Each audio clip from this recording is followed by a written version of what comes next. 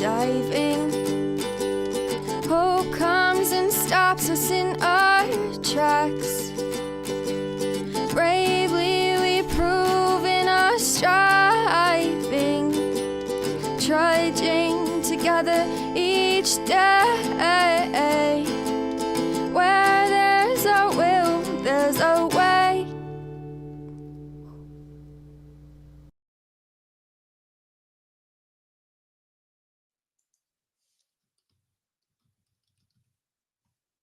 Good morning, everyone.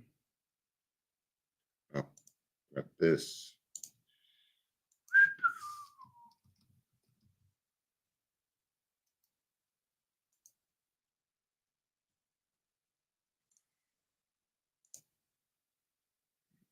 We're good here. Still got a share on Facebook.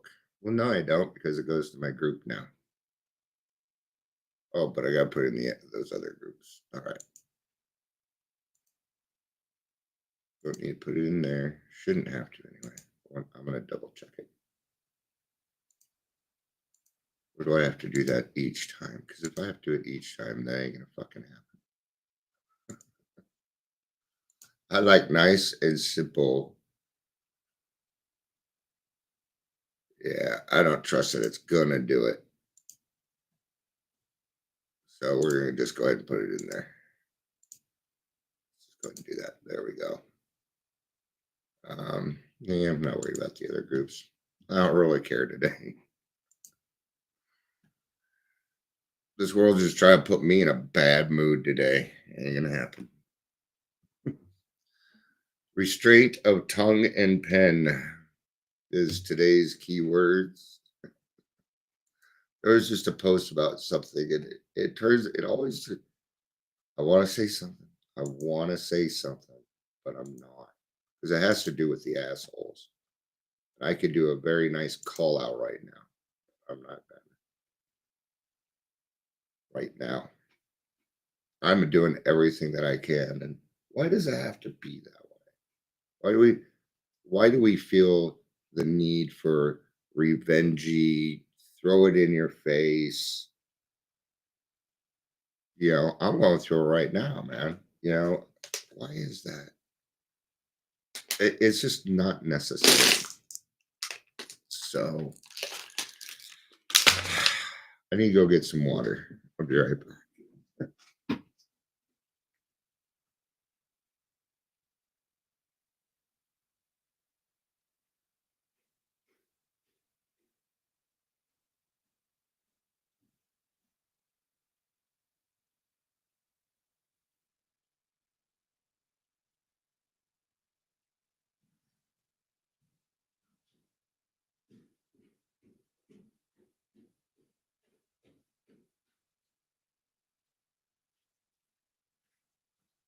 Can't move as fast in my boots.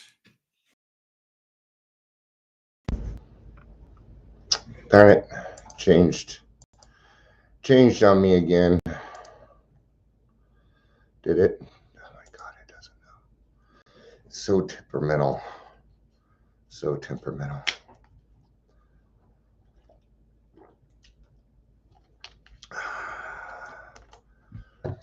Yeah. When I was at the ER the other day, why do they ask you these stupid questions? Can't find a vein there. You drink enough water. You're dehydrated. You drink enough. I'm not. What a gaslighting call out. That's what that is. That's gaslighting, by the way. Absolutely it is. So, yeah, state of pen and tongue, but nobody's here to listen to my bitching, so what good is it? All right, let's get started. Welcome to Daily Trudge. My name is Dion. We're going to be talking about ego death. Because, see, we got a couple of options after we kill off the ego, right? If you're here, please say hello.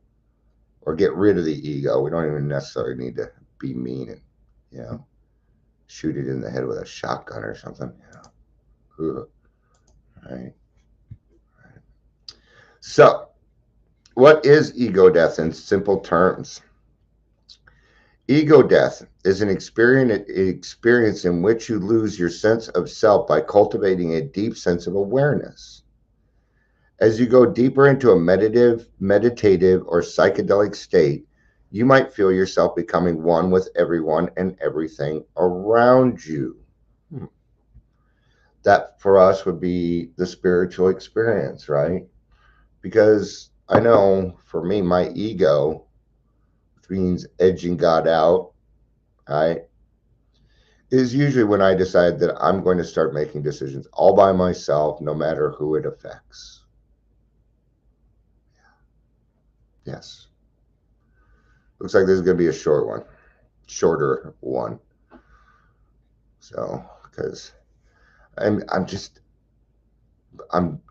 my brain just wants to be in a bad mood. I'm going to edit my channels here so it at least goes to some places where people can watch it. Sending data, whatever. So you got to do it each time. So that ain't going to work. All right. Okay. Now it's on raw recovery. Oh, that's showing it's offline. All right, let's just go ahead and save it. Maybe it'll catch up to itself. That way more people can at least catch it. So it will try. All right.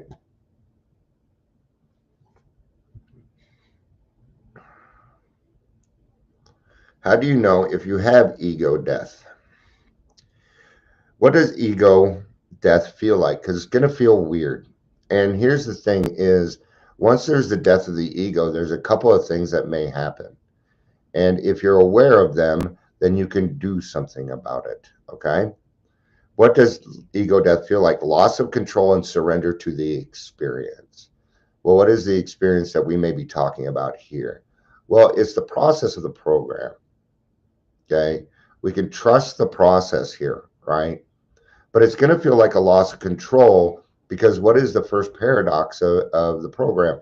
That the only way to true independence or total independence is total dependence upon a higher power.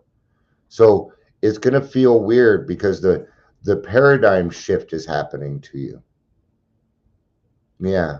It's going to feel like you have less freedom in the beginning, but it's not true until you start to experience it. Initial existential dread. Yeah, like the other shoe's going to drop. Right? We're not used to this. So we're going to have these feelings. We're going to have these feelings like something is missing, at least for a little bit. Okay? Transcendence of oneself and reality. Why do you have the grass is green and not a musty brown?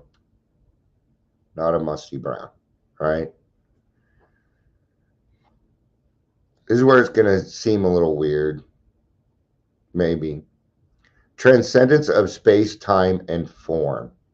That feels a little weird, doesn't it? Maybe to some people, it does to me. It did to me. Doesn't anymore now that I understand it.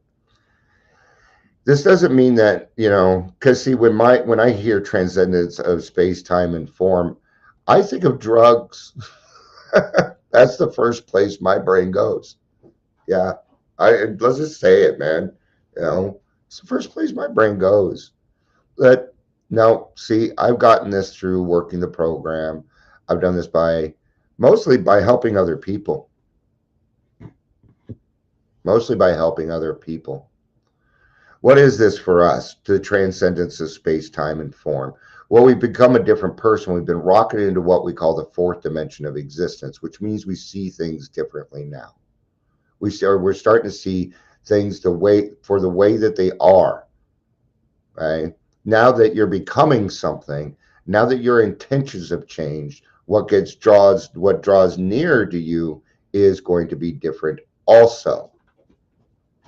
Yes, it will be different also. All right. Time. We consider time differently now. A 24-hour period. Right? It's where most of us live, in that 24-hour period. Or we learn that we have to live right now. Space. That's people that you hang out with, right? Okay. Infinite interconnection of all things. This is the brotherhood that we talk about, or the sisterhood that we talk about, the peoplehood. Let's just call it peoplehood. Make everybody happy. Okay? Where we understand that getting along with others or helping others might be the key, or maybe even understanding that that person is going through something that, and we can understand these things because we're going to take a little bit of our tolerance, patience, kindliness, and love, and we're going to apply it here so that we can understand a little bit better maybe what the other person is going through. Why? Because we have been there ourselves. We have been there ourselves, right? Sense of unity with everything, no sense of separation from existence. I don't know that I'm in unity with everything, because that means that the other thing that would have to be in unity also. Maybe I'm missing something there, but I don't know that I feel unity with every single person out there, or I guess sense of unity with everything, no separation from existence. So I'm going to take it a little bit differently, and I'm going to remove people. Now I can get on board with this. I can get on board with this, okay? So that's how you know what happens after ego death. Okay, this is where it can get fucked up, because it might create more loneliness, right? Because now, well, I think the best way to explain it is this. When we experience death, we're going to experience grief, and we will go through the grieving process. Okay? It may not be very long, but you just lost two things. You just lost your best friend, and you lost your ego. Oh, okay. But good to see you. I don't even think it's saying that YouTube, it doesn't even say it's connected to YouTube. Good morning. And you forgot your headphones. Well, then I'll just talk louder. I'm kidding. All right. All right. I'm going to kind of start over because we got some people showing up. All right. What is ego death in simple terms? Ego death is an experience in which you lose your sense of self by cultivating a deep sense of awareness.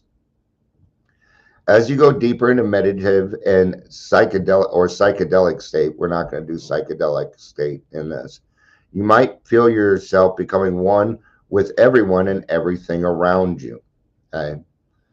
Then we talked a little bit. How do you know if you have ego death? Well, I think you already know. Honestly, I think you do. Because people will say things like, I feel different. I feel different. I feel different. All right. You got it. I won't talk about those things. Thanks for the reminder. Hey, I swore I would never say that again because it isn't true. It isn't true. I'm commenting on what Amber's saying, but I'm not going to say it out loud. Ain't going to happen. So, all right. So what happens at unity and ego loss? The experience can be profound and positive, fostering a sense of unity with other human beings, nature, and the universe.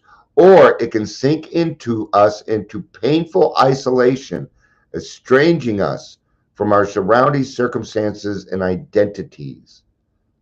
But the choice is going to be ours. Now, I would attune this with the fourth and fifth step. Okay, that's where that would apply. Because in order to get rid of our egos, we must be aware of them first. We must be aware of the way that our ego, see, my ego comes in a lot of different forms. It comes in ambitions and survival and self-esteem, resentments, right?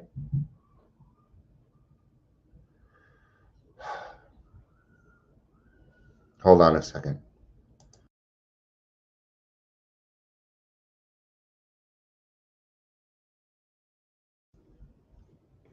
My grandson's up there yelling at the top of his lungs like a little girl. So I yelled, stop the screaming. It's hard to do this while, All right. So for us, the sense of isolation that right.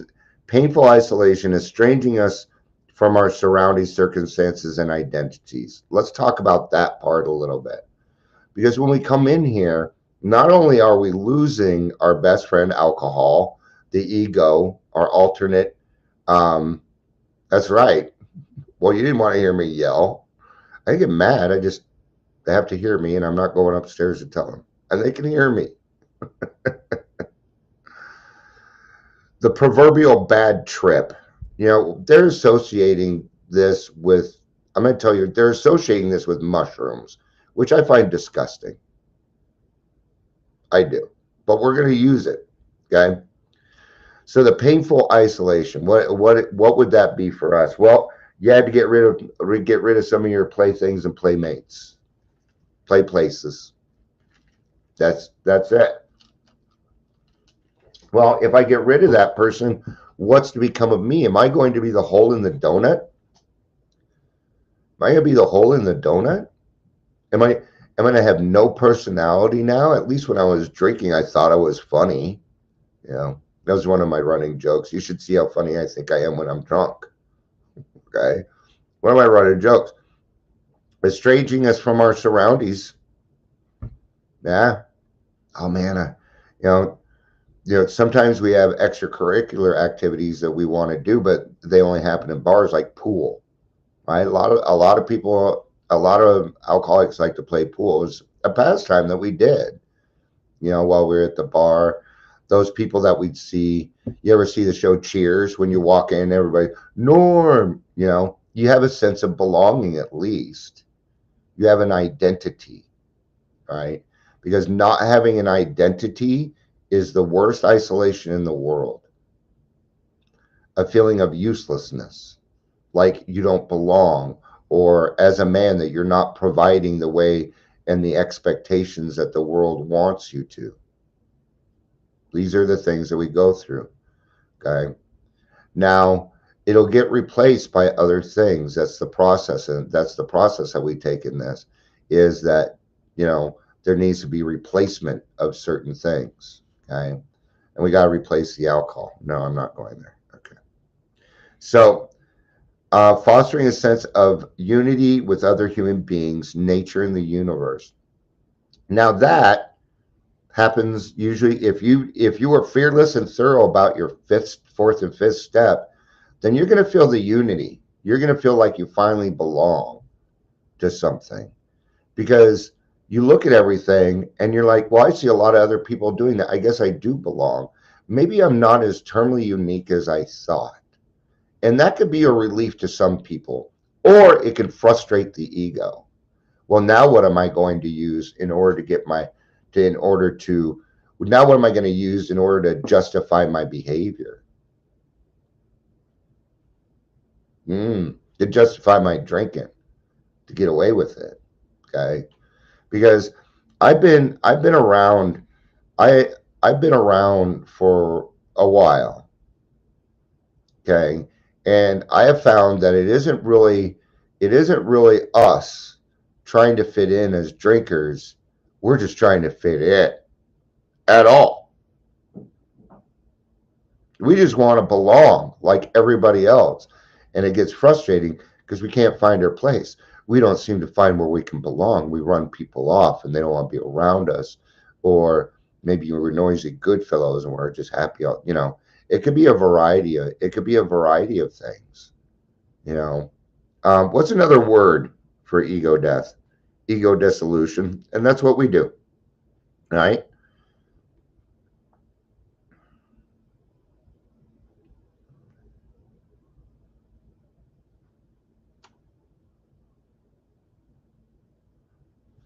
Seeing what else I can use here. All right. Ego death is in psychoanalysis, mysticism, and some religions. Mysticism means drugs. Not necessarily all the time, but in this case, the disappearance of an individual's sense of self, or removal of one's perception of oneself as an entity separate from one's social or physical environment. Now that sounds a little too drug-induced to me. All right. So what are the I'm trying to think of something else to talk about here. So I'm gonna go off topic. I'm gonna go off topic and talk about something else because now that some of my friends are here, I can kind of 10 step this a little bit. I'm doing everything that I can to restrain myself from to shut up right now. Not here, not here. All right. Just there was somebody, they made a comment on somebody else's post, and I can call them out all fucking day, all day. Okay? But it's not for me to do. It'd be real easy. I just want to say it out loud. So I can say it, get it off my chest. What I want to say is, said the person who committed Medicaid fraud over 4,000 times in a year and a half. That's what I want to say. Okay. But it's on a friend's timeline. And, just the egotism. And I mean, the comment is total narcissism. I have a friend and they're concerned about the fires. They have a lot of friends out there. That's where they grew up. Yes, they're concerned. Okay. He wants to do some kind of charity thing. Well, you know what? If that's what he wants to do, he's doing something. And this person comes along and they're like, well, maybe, and he made a complaint because he brought it up to somebody at an AA club, and they're like, why are you so worried about that? And things like that, right? And one person wants to go on and start to explain why they should do it. I mean, it was the most narcissistic thing I have ever seen that I've seen in a while. Not ever in my life. That's not even close. But it's in a while. It's been a while since I've seen such a narcissistic comment. All right. Actually, I'm going to read the comment to you. I'm not going to tell you who it is because that doesn't matter. Because I'm going to use this as an example. All right. So he says, I ran into a person. I don't care about the LA fires. It didn't affect me and your case. So why do you feel so upset and down about this, David? Right. There's more, but it's not for me to. Then this person says, this is an interesting post. Over the years, I've had many people enraged at me for not caring passionately about something as strongly as they did. Politics, awareness, causes, religion. Every senior human being on this planet has felt deep sorrow for one thing or another, including this fellow AA woman. This person is not an AA. If I had to feel deep sorrow about every catastrophic event that happened, I would be depressed every single day. Where would that get me? Relapsing. Do you see what's going on here? That is gaslighting right there. That's gaslighting. I have to allow people to have their path and feelings without it affecting me. I take up causes and concerns that I have been called to worry about. No, you have not been. When the LA fires are extremely devastating, while the LA fires, I'm not going to spend any time being concerned about because I don't have the bandwidth. I'm currently working on a case of an addicted teenager whose life is at risk. I can't do both. I hope I'm not judged harshly for that. Okay. Did you hear the ego? Why are we bragging? Not everyone cares deeply and passionately about recovery, overdoses, and helping people as I do. Oh my God, I'm just getting angry here. It doesn't make me angry at them for not supporting my devastating cause. They have their own path, their own, so that, it just, and this is one of the main people I'm trying to shut down. Why do we have to brag? See, see how that was thrown in there. And I go to a lot of AA meetings. They're never there. Not only that,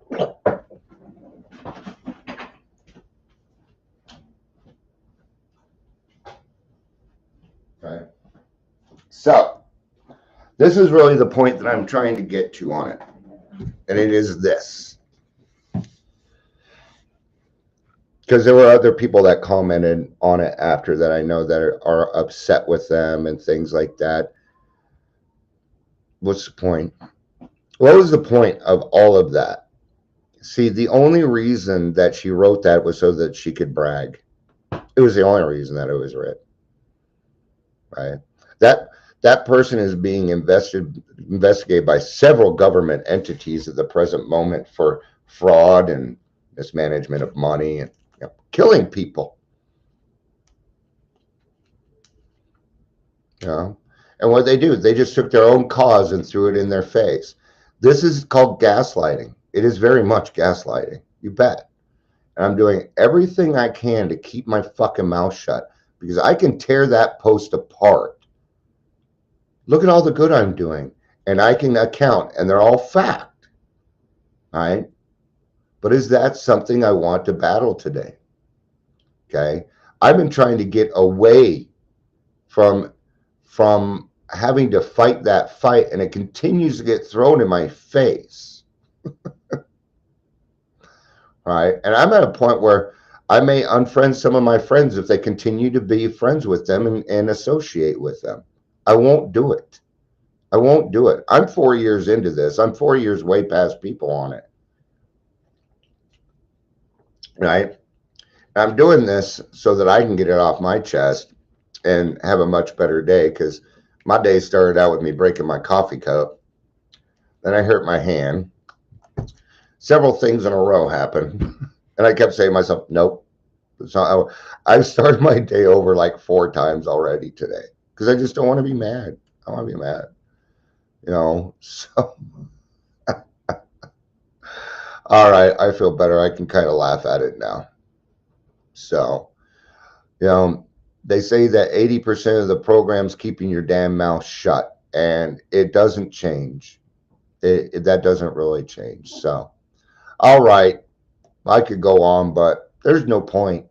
There's no point. So, at this point, I'm going to have to let it go. I'm going to have to let it go. There was, and actually, let me say this, and then I'll let it go. It's kind of like The Jerk. You ever see The Jerk? At the end, the stapler. That's all I need is a stapler. That's all I need. And his letter opener, the stapler, and his letter opener. Somebody else had commented, I've been trying to be friends with this person. I've reached out a few times and things like that because I think they'd be kind of a nice person to have in my life. But they seem to be more interested in what those people are doing, even though they're treating them like shit, than anything that I have to do. So I got to let it go. I only tried about 2-3 times. And I figure, hey, they don't want to be my friend. They're not required to. I'm not going to force them. Okay. But what I don't like is when somebody only reaches out to me when it's bullshit. And that's got to end. I'm not going to go. And it happens anymore. This will be my answer. Hey, the only time you contact me is when it's about stuff like this. So unless you want to talk to me about something else, I don't want to talk about it. No more. So, all right. Thank you, everybody, for being here. 2 more days till therapy. 2 more days. 2 more days. All right. I love you. Peace out. And